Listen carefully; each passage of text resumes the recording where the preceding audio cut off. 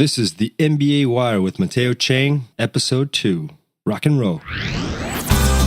Inspirational MBA talk with successful alumni to motivate you during your application run. We go behind the scenes of every story, talk business, and show you why it's worthwhile to never give up on your MBA dream. And now, here's your host with the most, Mateo Chang. Hey, how's it going? Welcome back to the MBA Wire. I'm your host, Mateo Chang, and today I am honored and thrilled to have as our guest Paulo Cesar Moraes from Philadelphia Consulting. It's a consulting office based out of São Paulo, Brazil, and they help students achieve their MBA dreams by preparing them throughout the entire application process, preparing them for all the proficiency tests, and accompanying this process until they are accepted and sent to top schools in the United States. Paulo Cesar has helped, in his 17 years of experience, over 1,700 students get into their top choices. I mean, that's just an expertise that money can't buy, and that's why I'm so excited to have Paulo Cesar here with us today. I've given our listeners a brief overview. Why don't you add something to that, just so that they get to know you a little bit better? Sure. Thank you, Mateo, for the opportunity. I'm thrilled to be able to talk to your listeners, and we love giving educational advising to students. We love placing them in the pipeline of success.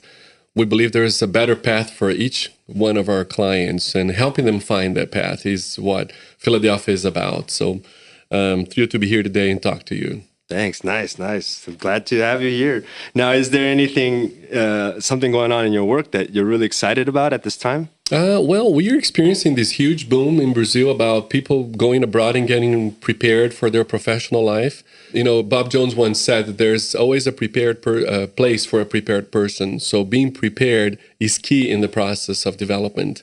So we have seen an unprecedented number of Brazilians going abroad for the MBAs. And being part of the process is very thrilling. Nice. There you have it, listeners. So the very first key word of this interview is preparation. I think that is true. You touched on a very important base. I know many students who end up trying to do their applications only 5 months before one of the deadlines. I mean, it's just crazy, and the risk of giving up on such a hectic schedule is much higher than if you started earlier and prepare for it from the beginning. So, you know, I like how you said you included a quote there by Bob Jones, but we're going to start off with the interview with your own motivational quote, something that you live by. Right. Yeah. Sure. You know, William Bryan once said that destiny is not a matter of chance, but rather a matter of choice. You know, we believe it's up to you, it's up to us to design our own future, to design the plan that will take our lives ahead and help us maximize our resources. So I have experienced that in my own life when I left Brazil to go abroad, to go to the U.S., and I ended up staying there for over 9 years, getting my master's and doctor's degrees. And that was such an important move for my personal and professional life, changed my whole spectrum of opportunities. So we believe it's up to you to make choices in your life that will definitely change your destiny. So you can really design the way you want your life to turn out. Wow, nice. So there's a lot of good stuff there. A good couple of takeaways. So let me just repeat that. It's destiny is not a matter of a chance, but rather a matter of choice. Basically, you take destiny into your own hands and you choose the path that you want to walk down. And as you said, I mean, I think that's another reason. I think that's another reason why so many students from foreign countries, Brazil included, are trying to study abroad, because it does open up an entire new spectrum of opportunities, personal and professional growth. And not to mention, you know, just international networking, which today in a globalized market is just extremely important for anyone who's serious about becoming a successful business person, entrepreneur, solopreneur, and so on. Now, a lot of our students, they start off their MBA process and they end up looking for information, like how many students were accepted, what schools are accepting, certain quantity of students from certain countries. But that's not information that we're looking into right now. The one I'm curious about is to talk about those students who start their process and stop for some reason, whatever reason. Could you tell us in your experience, like how many candidates end up giving up and their main reason for it? Sure. We have experienced that about 10% of the students that started with us every year ended up giving up. And we have discovered through the years that you need to have a personal reason behind your whole project, your whole MBA project. To be able to line up your professional expectations and personal aspirations is key.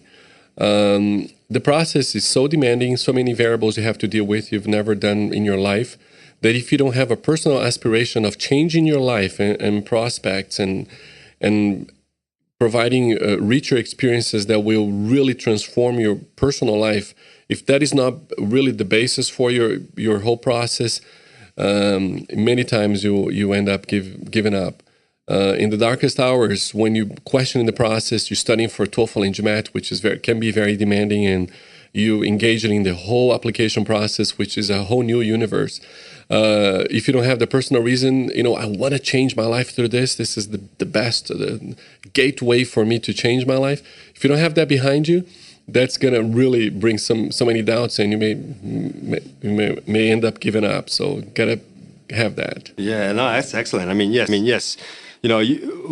You have to understand that you will hit walls, you will be challenged, you will be tested. Your will be tested throughout this process. And I agree with you. If you don't have that deep personal core, desire, reason why you want an MBA, it just makes it that much harder when times get tough.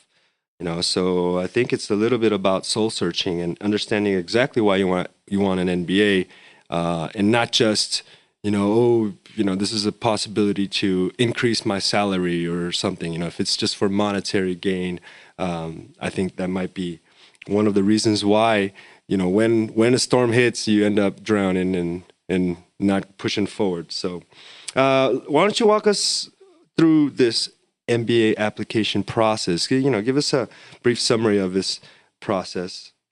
Sure. The whole MBA process is seen as an art as well as a science, because you have both components of creativity that really need to go into the process, but you also have some specific issues you have to go through. But basically, when you're planning to apply abroad, you have to take the TOEFL and the GMAT tests. And the TOEFL is a test of English as a second language, and it goes from 0 to 120 points. Most schools have a cutoff score of 100 points or more, sometimes 105, 109 points. And you need to study for that test if you have had extensive exposure to the English language throughout your life. That should be an easier test to conquer. If you haven't had that's probably going to take you some time and some effort there to be able to conquer the test. The GMAT is a whole different ballgame. The GMAT is a reasoning test, and it is the challenge, a great challenge for most of the international students. And the scoring goes from 200 to 800, and you have to score on the 700s to be able to compete for a good school. And to get a 700 plus on GMAT, you need to study considerably. Even having had a good exposure to the English language, you need to reason, to practice your reasoning in the quantitative matter and in the verbal subjects, to be able to score well. And those are the tests that you initially have to face. So students have to plan ahead of time. Most students start preparing for the MBA 2 years before they actually begin the MBA. Yeah, sometimes a year and a half or 2 years. And most students start by studying for the test.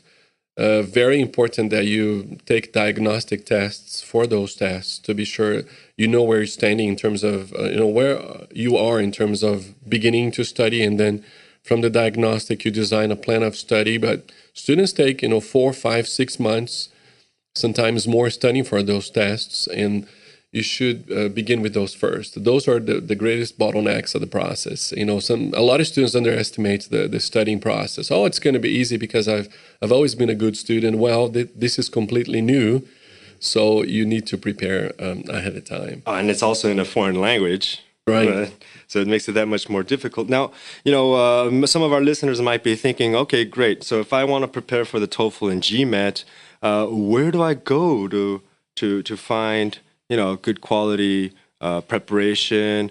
What are some of the things that they should look for in an educational or institution or consulting office that provides these preparation courses? What are some of the things that they should watch out for before they choose where they want to go prepare? Sure. I think you need to look for a professional that is first of all well prepared into the process, that understands the process well, that has prepared, that has a background in terms of preparation. So do your research. You want to engage with professors that have studied the test extensively, that have studied in the field of expertise related to the test, and you want a professional that is committed to helping you, and that has a proven record of success in terms of really trying to design a curriculum that will prepare people properly for the process. There's a lot of courses out there that just give you the basics and directions, but they haven't actually adjusted your way of thinking into the test, and this is vital in the process. Mm-hmm. How can I change my approach to the test? So this is really important. And you want somebody, you want an office that will also give you exact directions. This is your diagnostic test. This is how you're scoring right now. This is your initial assessment. This is very important. And then this is the plan of action. You want to have a plan of action beginning to end in terms of process, and you want to have a study guide to be able to endure through the weeks of study. So this is very important. I'm a member of the AGAC, which is an institution that regulates the work of consultants throughout the world, and we have a considerable standards of practice to be sure that we are offering our clients the best, and that we're very coherent, and that we're very clear and open in terms of process and what you need for your preparation. You don't want people telling you, oh, you can make it, and just start studying that you can make it. We want people to really point out the hurdles and the challenges you need to overcome to be able to reach a good score and to be able to reach success. No, that's amazing. That's great. That's so much information there. Yeah, when you're choosing the school, the institution, or the consulting office that will help you prepare you during this application process, wherever you are in the world, it's very important that they understand exactly what you're looking for.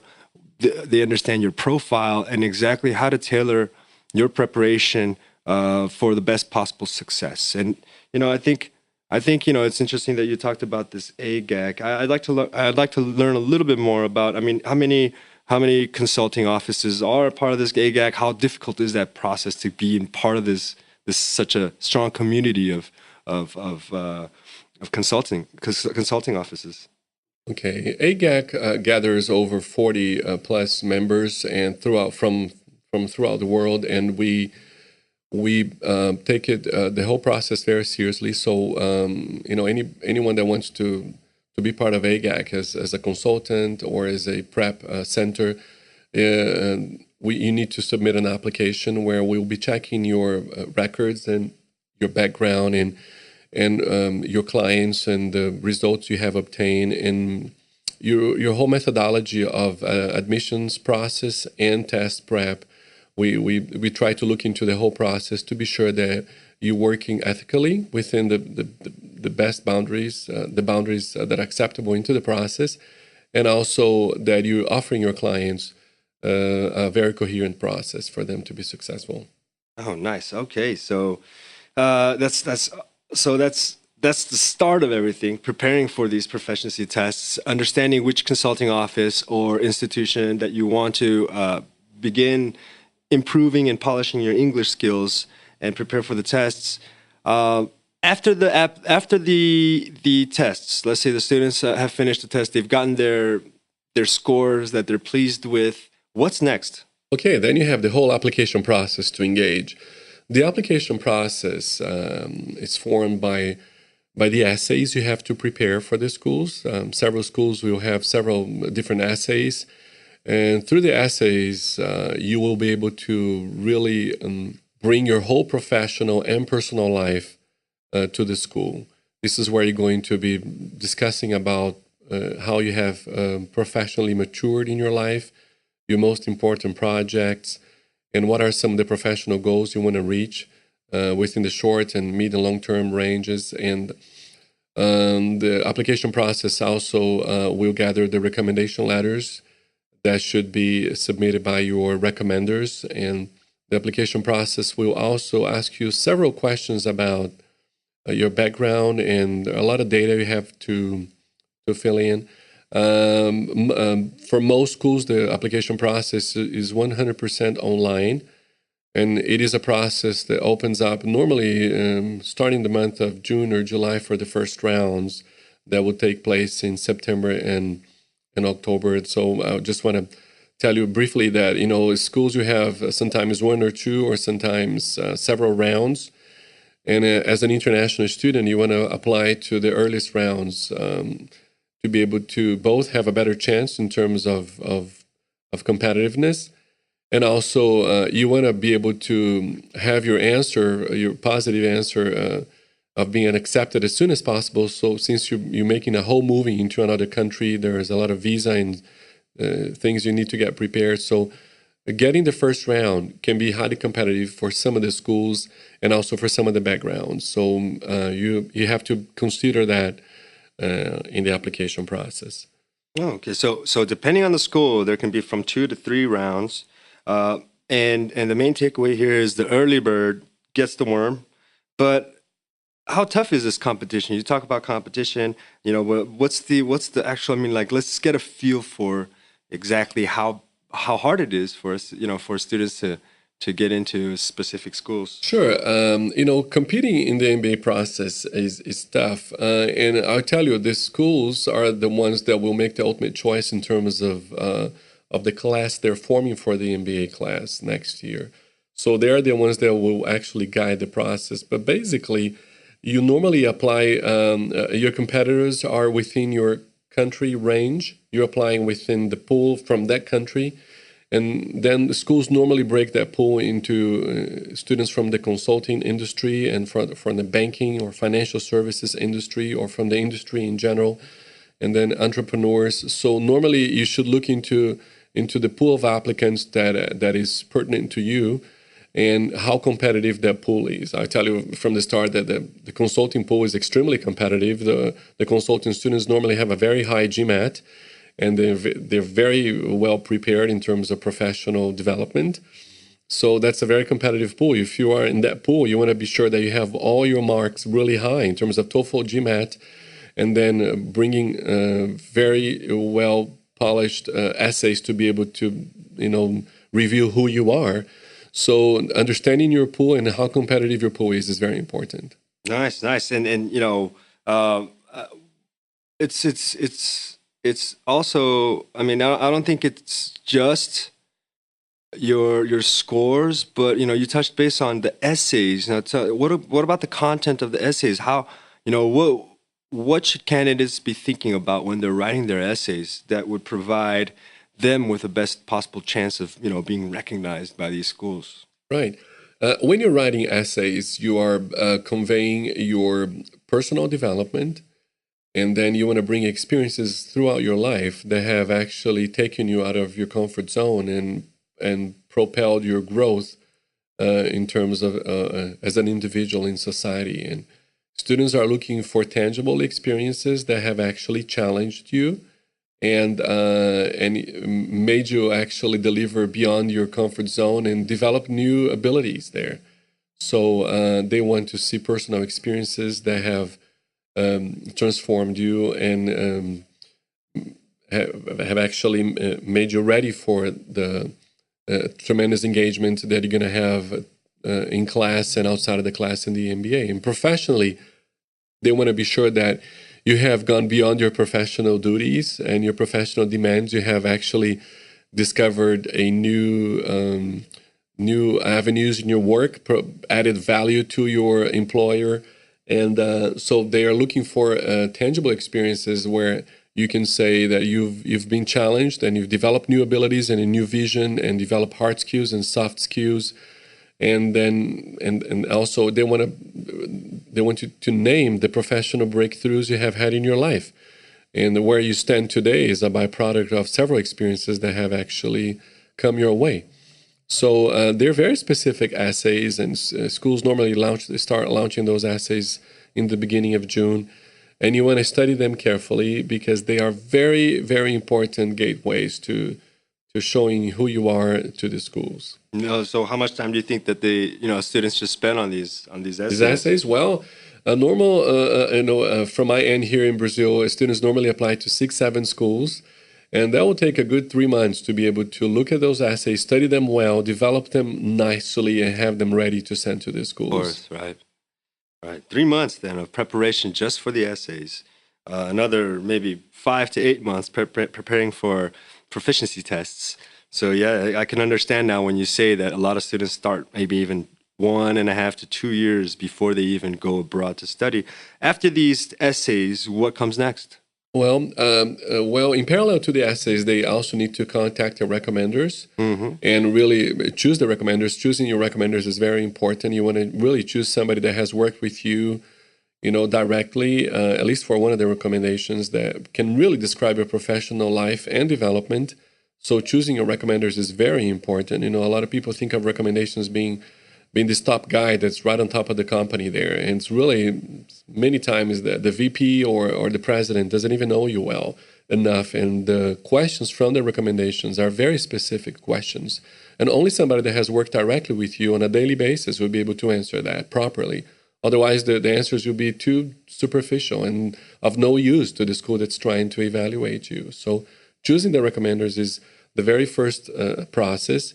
And then informing your recommenders of the process, and then you will register them into the online process, and they will get the questions, and they will develop the letters and submit them online. So once you've chosen the recommenders, register them, they have the letters. You want to be doing a follow-up to be sure that they are meeting the deadline of the schools.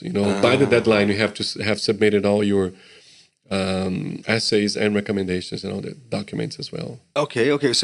So you're saying that it's more important for students to get recommenders who know them on a much more on a deeper level rather than the status of that recommender. Like, it would be better. It's not necessarily getting a president or a CEO to write a recommendation if he barely knows you. It's more important to get someone who knows you, who can answer these questions very specifically. That's actually very good, because sometimes students, think that the status of the recommender is more important rather than the quality of the content that he provides. So that's interesting. So we have here recommendation letters, we have essays. What comes after that? Well, you also need to carefully go through the documents you need for the process. All the schools will ask you for your transcripts from your university, and you're in a foreign country, you need to have that original transcript in the original language, and you have that translated officially to be able to send to schools.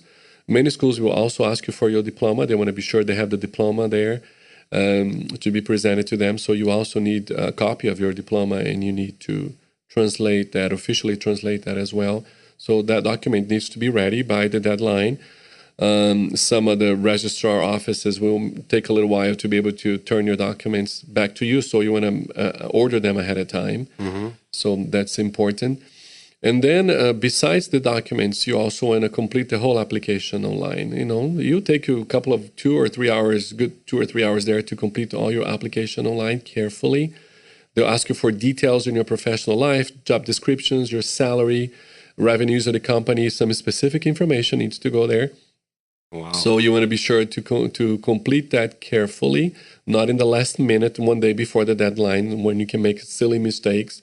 So you want to be sure that's completed ahead of time. But of course, from all this, your essays are a key part of the process. There, they need to you need total attention there, and of course, choosing good recommenders. Wow. So this is just up until the deadline. So until the deadline, you want to prep for these tests. You have recommendation letters, essays, and documentation that you need to get, and the actual application for each of the schools. For each of the schools that you're applying to, it's a very robust and sometimes maybe even tiresome experience to be able to make these deadlines. But I can assure you that this is a life-changing experience you will be getting into, and if you put that to scale, I think the benefits of an MBA totally outweigh the hardships and the process itself. What happens after you apply? What should students expect afterwards? Sure, I tell you that, but just a thought here. You really engaging in this robust process that will lead you to a 2-year program in the U.S. that will impact your life for the next 30, 40 years.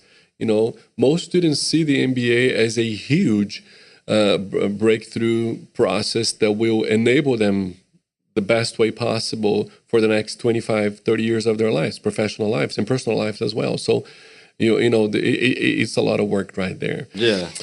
But after you have submitted the application, from 4 to 6 weeks from the deadline, schools will start selecting those that they want to interview. And for most schools, the interview is a selective process.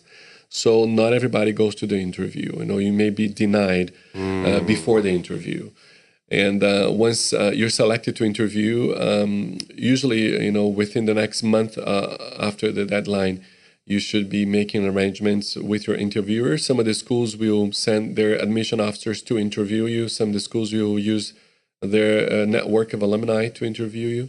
Preparing for the interview is vital in the process. They want to get to know the candidate behind the application. So preparing is very important. And of course, you don't want to prepare in a way that you're faking everything. I mean, it's just like you are the candidate that has applied, but conveying all that you are in 30, 40 minutes is extremely challenging. Yeah. All your life in a flash. So all your key points. So when I say prepare for the interviews, to be able to convey what you are, who you are, within the time proposed, and that's a challenge in itself. So That is. After the interview, normally 3-4 weeks after the interview, you have your final answer. You're accepted, or you're dinged, or denied, or sometimes you may go into the wait list too. So, but it is a very dynamic process. If you apply if you apply in first round by September, normally by mid-December you have your final answer, going through all this process. So a very dynamic and very fast process. 3 long months of waiting. So anxious times. No, okay, so let's go back then. Once you've done the applications, you've set it in, and then you may or may not get called in for the interview. If you do get called into the interview, definitely prepare for that. It's not an easy task to be able to convey all your highlights in the short amount of time that's given to you. And, really look for someone, for professionals that can help with this coaching to teach you how to express yourself. I've met candidates who are just brilliant, genius type students who really could not communicate as well as they could have had they prepared. And sometimes, you don't want to risk missing out on that chance, having been chosen for an interview, and then, you're right there at the door, and and because you didn't prepare, you end up not being able to make it. That's such a hard way to, go down. So I think you're right. Preparation is key. That's been the theme of this entire interview so far. And then afterwards, it's more about just waiting and making sure that you're not anxious those 3 months because that may affect your health, right? Right. Your physical and mental health. So after they get accepted, then, or even waitlisted, which we will talk about, in future podcasts. What happens when you're waitlisted and how to prepare for the interview. I mean, we have so much amazing content for you guys. We cannot fit it all into just 45-minute interview, but these are things to come.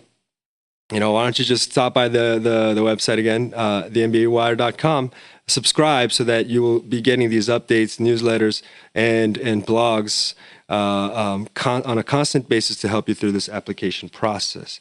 Now, how should candidates choose their schools? What criteria do you think they should consider when they're deciding? Sure. Schools are, they have strengths in terms of being top in general management or finance or entrepreneurship or marketing. So initially, when students start researching for the schools, they are looking into the areas of expertise they want to go into. And so from the standpoint of the student, normally he's going from one of the two standpoints. He's either going into a shift, he's shifting his career into a new field, or he's boosting his current standing in terms of field.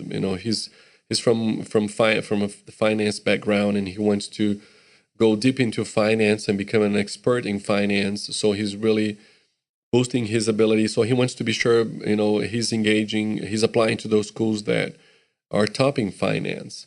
And then if you're shifting your career, you want to be sure that you go into that school that can supply you with new information and new tools for the shift you want to make. So that's the initial choice. That's the initial general approach that they go into choosing the school. But of course, you want to do an extensive research from your end. Doing your homework when you're researching for the school is vital. The schools noticed if you're really devoted to going to that school or not. Students normally, to begin with, they talk to alumni from that school. They normally research into the pool of alumni. They attend MBA receptions to be able to hear firsthand from those who attended the school the culture of the school, the strength of the school. So doing your research and talking to people, building a body of knowledge to be able to use in your application is very important. Mm-hmm. A lot of students visit the schools. They try to schedule visits, and that's it's a growing trend from all over the world. And they'll take some careful planning from your part to be able to hit the school when the schools are in session and you can attend classes. Don't go and visit the school when they're not in session or they're just having a break. So you have to plan carefully your visit. But in a visit, you can gather a lot of good information by attending classes, talking to admissions, attending a session, and also talking to current students, from your own nationality, students that are there currently studying. So that's very important way of researching. And of course, several sources will provide you with manuals and reports on the schools. Instead of course, you want to check the website and all the information available from that school, but you can also access some key reports that will help you thoroughly understand the background of the schools, the best professors, all the activities they provide to the students. So there's a lot of research you should be engaging yourself in the next few months to be able to get to know the school well. So do your research, prepare for understanding which schools that you want to go to, their cultures. If possible, yes, definitely visit the schools, but more importantly, also speak with alumni and current students because they can give you a large amount of information that can help you. That's awesome, awesome advice. And I wanted to know now, though, like consultants, you guys have close ties with, admissions offices, and that provides you with a deeper insight into what schools are looking at when they're choosing a candidate. What are they? I know we can't speak of what each school is looking for, but are there any common traits that frequently show up? Well, when I look at somebody's resume and professional life, the first question that pops in my mind is what will probably, admission officers will be looking into. Is this individual operating beyond his job duties? Is he going beyond what is asked of him? Mm-hmm. Very easy in some cases to just fulfill your job duty there. But are you going beyond that? Are you trying to add value to your employer, to your team, to your department? How are you making that? How are you contributing to the decision-making process? And when I look at your personal life, are you also trying to generate opportunities for you that will make you grow as an individual? You know, the answer to those two questions is a vital answer in terms of understanding how you have conducting your life. Mm-hmm. If you are an engaged individual and you have been propelling your growth, you're probably more competitive for the top schools. If you have not, maybe you're not as competitive, and because that will affect all your growth and all your prospects in life. And we believe your final experiences are a byproduct of the opportunities you have had in life and the way you have actually treated those opportunities. Some people, they have not had a lot of opportunities, but when they had, they went beyond what was expected. And that's a great example. Some students have had lots of opportunities, but they haven't engaged as well as they should have engaged. Mm-hmm. So how have you treated your life? There's a basic line of reasoning, a philosophical approach behind understanding candidates. And of course, and then you go into details of experiences and where you work and all that. But very important for us to understand how you have conducted your life. How you've conducted your life. So they're looking for, how well you can take advantage of an opportunity and then expand on it, not just kind of sit there and wait for things to fall in your lap. And they're going to analyze all these kind of, different aspects, key points in your past experience. That's interesting because it's a deep look into the candidate and the way this candidate acts and reacts to certain situations. That's amazing. That's like a psychological profiling right there, just through all these, so many questions on an essay and throughout the application process.